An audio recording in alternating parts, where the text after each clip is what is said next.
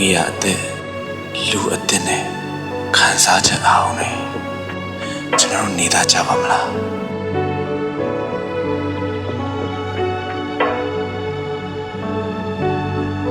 ပုံမှန်အချိန်နေရောက်ဖို့မလွယ်ကူတဲ့အခါ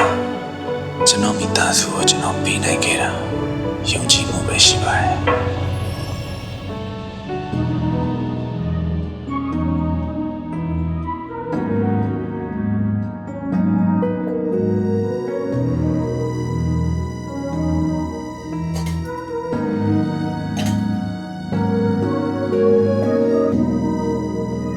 အိမ်မက်တရားအလံဝေးတယ်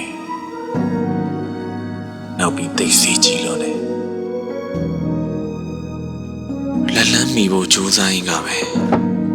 ဒီမိသားစုအတွက်တာဝန်မယူပေးနိုင်မှာကိုစိုးရိမ်လာတယ်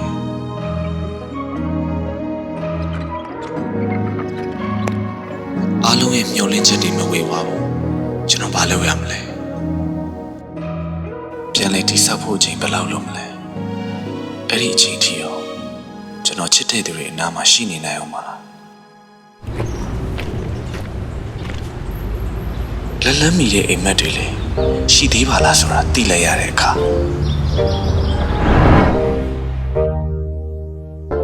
မင်္ဂလာပါရှင်ဟောဘာများဝန်ဆောင်မှုပေးရမလဲရှင်အရေးကြကုန်တို့တိုက်ခန်းကြောင်းလေးသိချင်တော့ပါဟုတ်ကဲ့ရှင်ကြော်ပါနော်ကို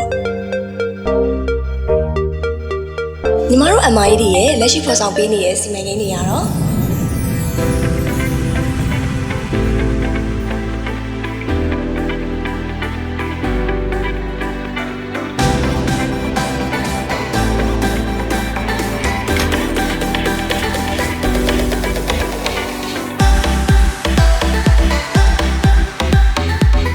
ပျော်ရွှင်တဲ့မိသားစုဘဝအတွက်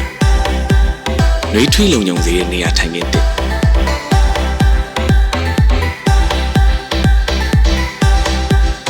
စစ်ကူးထားတဲ့အိမ်မက်တွေ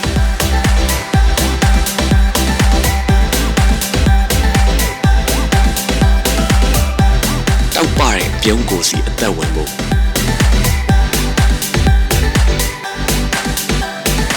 memories ကောင်းနေတယ်ကျွန်တော်တို့မိသားစုဘဝလေးအစ်စ်တစ်ဖန်ပြန်လည်တည်ဆောက်ဖို့ချိန်တန်လာပါပြီ။